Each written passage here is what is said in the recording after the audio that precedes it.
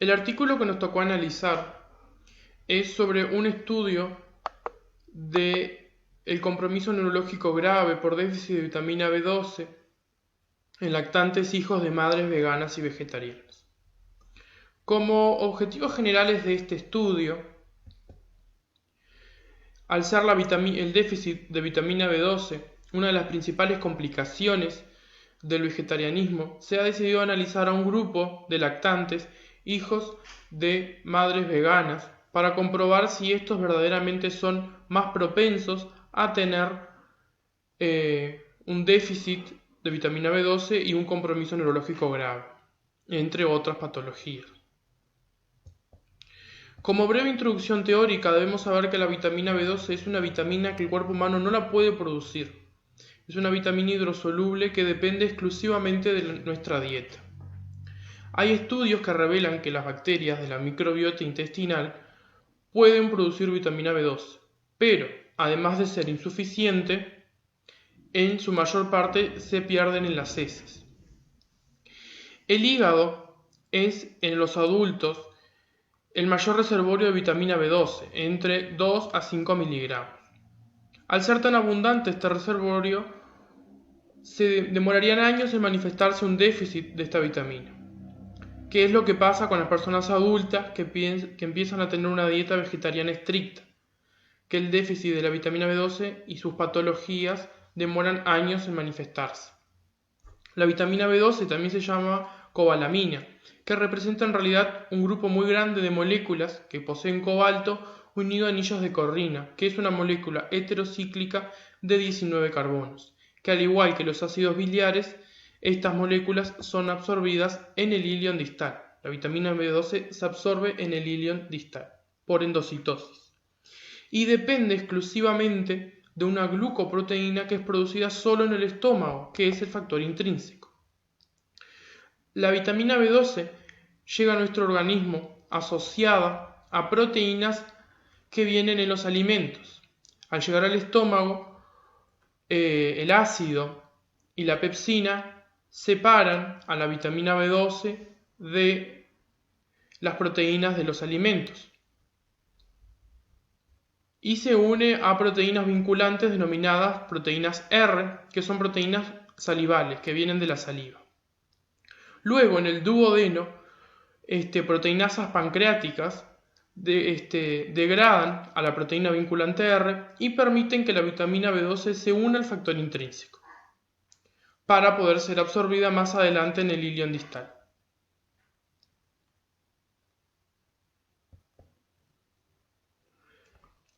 La vitamina B12 posee innumerables funciones, entre ellas la formación de la mielina, formación de los glóbulos rojos, la hematopoiesis, funciones energéticas, metabólicas, etc. Aquellas personas que poseen una gastrectomía, que no producen factor intrínseco, necesitan recibir de forma parenteral, intravenosa o muscular vitamina B12, porque no la pueden absorber, para realizar todas estas diversas funciones que tiene la vitamina B12. La vitamina B12 se encuentra en todos los alimentos de origen animal, carnes de todo tipo, pescado, mariscos, yemas de huevo. Y las legumbres aportan muy poca vitamina B12, casi nula. Entonces, de ahí el déficit de las dietas vegetarianas 100% estrictas que no reciben suplementos. En el caso de los lactantes, la leche materna es su único alimento y esta les brinda toda la vitamina B12 que estos necesitan. Siempre y cuando la dieta de la madre sea una dieta equilibrada, una dieta en la cual incluyan alimentos con vitamina B12. De lo contrario, probablemente estos lactantes presenten déficit de vitamina B12 y otras innumerables patologías como el compromiso neurológico grave, etc. Vamos a hablar sobre las causas que conllevan al déficit de la vitamina B12. Antes, decir que esta deficiencia se manifiesta en órganos con elevado recambio celular, como la médula ósea, que regula la eritropoyesis, y el sistema nervioso, en donde se va a ver afectada la reparación de axones, la síntesis de mielina y la síntesis de neurotransmisores. Dentro de las causas tenemos una ingesta insuficiente, debido a que las dietas veganas no incluyen los alimentos que aportan esta vitamina. La recepción gástrica, porque esta vitamina necesita de factor intrínseco que es producto de las células del estómago. Patologías graves del intestino delgado o resección ileal, ya que es allí donde se produce su absorción y puede verse afectada. Y la anemia perniciosa. La anemia perniciosa es la principal causa de la deficiencia de vitamina B12. Es una enfermedad autoinmune causada por la presencia de anticuerpos dirigidos contra las células parietales gástricas. Estas son las células que producen el factor intrínseco. Esta anemia produce una gastritis crónica en el fundus y en el cuerpo del estómago. A continuación vamos a ver las consecuencias del déficit de vitamina B12 y entre ellas está la falla medular. La falla medular refiere a un conjunto de enfermedades hematológicas con alteraciones en el número o función de células pluripotenciales hematopoyéticas o del microambiente medular. También tenemos la anemia megaloblástica, que es un trastorno de maduración en los precursores de eritrocitos que dan lugar a una eritropoyesis ineficaz. Tenemos también mielopatías como consecuencia, alteraciones neuropsiquiátricas, entre ellas la demencia y la depresión, la atrofia óptica y también neuropatías. Dentro de las neuropatías tenemos pérdida de equilibrio, mala memoria, entumecimiento de miembros, cansancio, entre otras. Hola, yo soy Carolina Confalonieri y voy a hablar de las reacciones que utilizan a la vitamina B12 como cofactor. Son dos las que se dan en los seres humanos. Hay otras reacciones que se dan en otros seres vivos, pero vamos a hablar de las dos reacciones que se dan en los seres humanos y además se citan en el artículo. Bueno, la primera es la conversión de homocisteína a metionina por la enzima metionina sintetasa y la segunda es la reacción de la metilmalonil-CoA a succinil-CoA por la metilmalonil-CoA mutasa reductasa. Ahora vamos a hablar un poquito más general sobre el rol metabólico de la vitamina B12. Ella es esencial para numerosas reacciones bioquímicas en la naturaleza, fundamental para que haya folato disponible para la síntesis de timina, componente de la molécula de ADN, y es importante para la biosíntesis de metionina en mamíferos. Cabe destacar que es sintetizada exclusivamente por microorganismos y por eso se encuentra en alimentos de origen animal y necesita el factor intrínseco para ser absorbida en el intestino. Bien, ahora vamos a una imagen de la primera reacción, como se ve ahí, que es la conversión de homocisteína a metionina, es una metilación.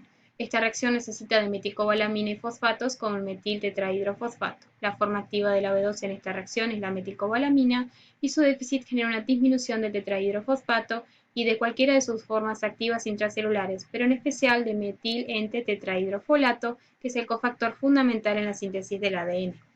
La segunda reacción es una isomerización del metilmalonil-CoA a succinil-CoA. Esta reacción es importante para la reutilización mitocondrial del propalonil-CoA, que proviene de la oxidación de los ácidos grasos de cadena impar, para la obtención de ATP en el ciclo de Krebs. Es catalizada por la enzima metilmalonil-CoA mutasa. La vitamina B12 interviene en forma de desoxiadenosilcobalamina que actúa como transportador de hidrógenos. Su déficit metabólico produce acidosis metabólica, que como vimos en cardio, tiene un sinfín de consecuencias para el cuerpo, y la elaboración del ácido metilmaloico, que el ácido metilmaloico es uno de los indicadores de un déficit de vitamina B12, pero es poco específico porque en las personas de más edad con el tiempo se empieza a generar y no necesariamente a consecuencia de un déficit de vitamina B12 y del ácido propanoico en sangre y orina. Bien, vamos a volver a la primera reacción. Yo voy a hablar un poco más general sobre las consecuencias que ocasionan que no se den estas reacciones, pero vamos a volver a la primera porque es la que voy a citar como más importante, digamos. Hay dos anormalidades principales observadas en pacientes con deficiencia de vitamina B12. Son la anemia megaloblástica y los defectos desmielinizantes del sistema nervioso central. La anemia megaloblástica es un desorden resultante de la interrupción en la síntesis del ADN, porque justamente utiliza la cobalamina como cofactor. La interrupción de la conversión de homocisteína a metionina, el metil tetrahidrofolato, que es la forma activa del ácido fólico, no puede ser convertido en tetrahidrofolato eficientemente.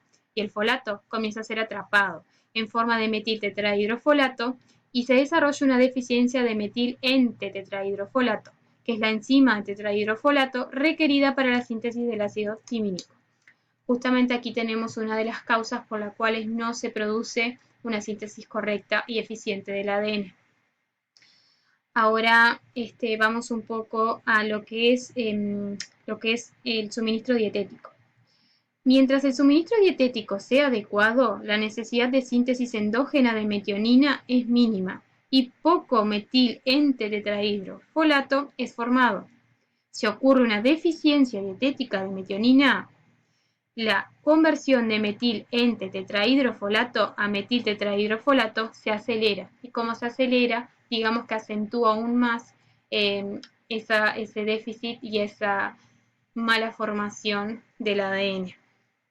Bien, si vamos un poco a lo que son las cobalaminas, tenemos que en las cobalaminas ocurre que el metil tetrahidrofolato no puede ser utilizado como resultado. Este metabolito intermediario no solo es atrapado, sino que también es sintetizado de forma acelerada, otra razón por la cual se produce una mala síntesis del ADN. Bien, también tenemos,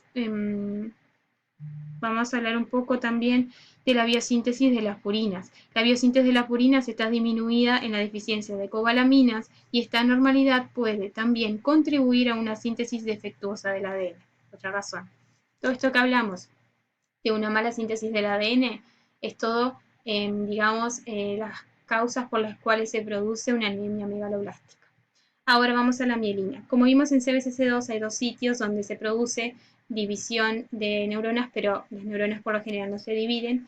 Entonces, las neuronas al no dividirse, la interrupción en la síntesis de ADN no puede explicar la desmielinización que ocurre en la deficiencia de la vitamina B12. Entonces, una de las causas por las cuales se explicaría sería que la desmielinización resulta de una deficiencia tisular de SAM, que SAM regula la conversión de metil tetrahidrofolato en metilente-tetrahidrofolato. Por eso cuando se ve afectada ambas moléculas y por lo tanto se ve afectada también la síntesis del ADN. Está un poco enganchado todo. Y también tenemos que, obviamente se ven afectadas las reacciones esenciales de transmetilación, ¿no? Y también tenemos que pacientes deficientes de cobalamina presentan alteraciones neurológicas más o menos graves en diferentes escalas de gravedad. Justamente nuestros niños, los niños del estudio, todos presentaron déficit neurológico grave, pero algunos más que otros. Eso se debe a las diferentes dietas que tuvieron las mamás, porque si bien no consumieron vitamina B12, tuvieron otros requerimientos, consumieron otros alimentos que no se tomó tal cual. Y algunos pudieron consumir más aminoácidos que otros, entre ellos la metionina, que pudo no ayudar a todo lo que es ese desarrollo. Ya. Y si vamos un poco más, otra de las hipótesis sería, sí, como dijimos, depende mucho de la cantidad de metionina en la dieta, ¿no? Qué tan grave o qué tan acentuados son los síntomas en los niños. Y otra de las hipótesis serían defectos en los ácidos grasos de la mielina en pacientes deficientes de vitamina B12. Entonces, también unos déficits en esto de lo que es los ácidos grasos que van a formar la mielina también serían una de las razones por las cuales hay desmielinización en el sistema nervioso central. Gracias. El estudio fue realizado en 7 niños, hijos de madres veganas que presentaban déficit de vitamina B12. Todos eran lactantes previamente sanos y sus madres habían consultado de manera correcta durante el embarazo, pero no habían recibido ni suplemento ni asesoría nutricional adecuada. Y todos estos niños habían sido amamantados de manera exclusiva, es decir, que no habían recibido ni alimentos de origen animal ni tampoco suplementos. Todos consultaron por síntomas neurológicos graves. 4 de estos niños presentaban anemia megaloblástica, consecuencia de este déficit de vitamina B12, y 3 desnutrición aguda, pero pese a esto presentaban un talle y un perímetro cefálico normales. Se realizaron una serie de estudios en estos pacientes y se observó un nivel de ácido metilmalónico elevado en la orina en todos los pacientes excepto en uno. Esto se debe a que es un producto intermedio y este se va a acumular ante este déficit de vitamina B12. Y se observó la vitamina B12 plasmática extremadamente baja, tanto en los niños como en sus madres. Acá vemos un estudio imagenológico de uno de estos pacientes en el que vemos atrofia cerebral grave, consecuencia de este déficit de vitamina B12. Una vez que la clínica y la anamnesis nos sugieren la deficiencia, debemos hacer el dosaje de la vitamina B12 en la madre y en el niño. Este es bastante complejo porque suele dar algunos falsos positivos y no está claro si el corte de 200 picogramos por mililitro es adecuado para decir que hay una deficiencia de la misma. De todos modos, en este estudio todos los pacientes dieron por debajo de este valor, así que no cabe duda de que sí la hay. A su vez, el ácido metilmalónico debe estudiarse en el niño y el valor debería dar por debajo de los 500 nanomol por litro. Pero todos menos 1 dan muy por encima de este valor, muy aumentado.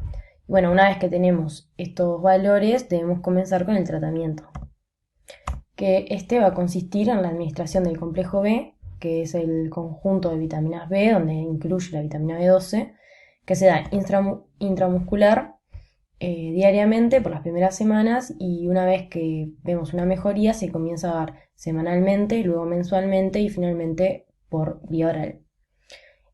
A su vez en los niños se incorpora una dieta balanceada, una dieta mixta, completa, donde todos los padres aceptaron a dársela. Y en las madres veganas se continúa con la alimentación vegana, pero se les da un suplemento de vitamina B12 oral.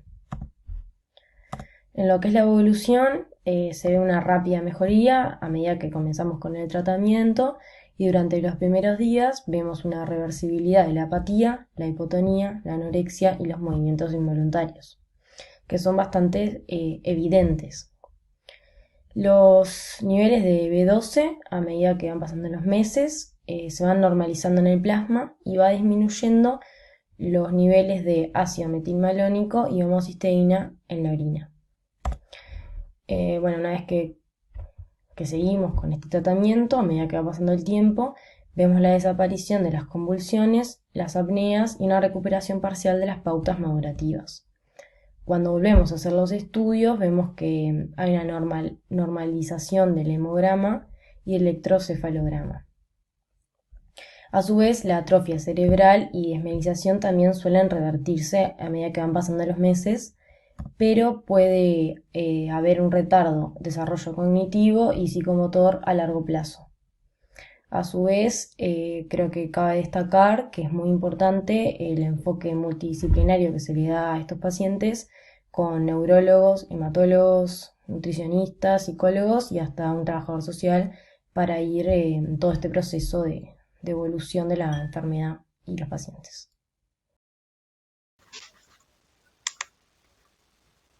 Concluimos que en los últimos años han aumentado la cantidad de niños hijos de madres veganas o vegetarianas debido a un gran aumento en la popularidad de estas dietas. La deficiencia de vitamina B12 que se podría generar en estos niños causa enfermedades neurológicas graves. Debemos destacar la importancia de comenzar a suplementar a las embarazadas veganas o vegetarianas con esta vitamina B12 para prevenir complicaciones en los lactantes. También es importante comenzar a considerar la deficiencia de la vitamina B12 como un posible diagnóstico ante alteraciones neurológicas en los niños. Aquí les dejamos la bibliografía que hemos utilizado para este trabajo.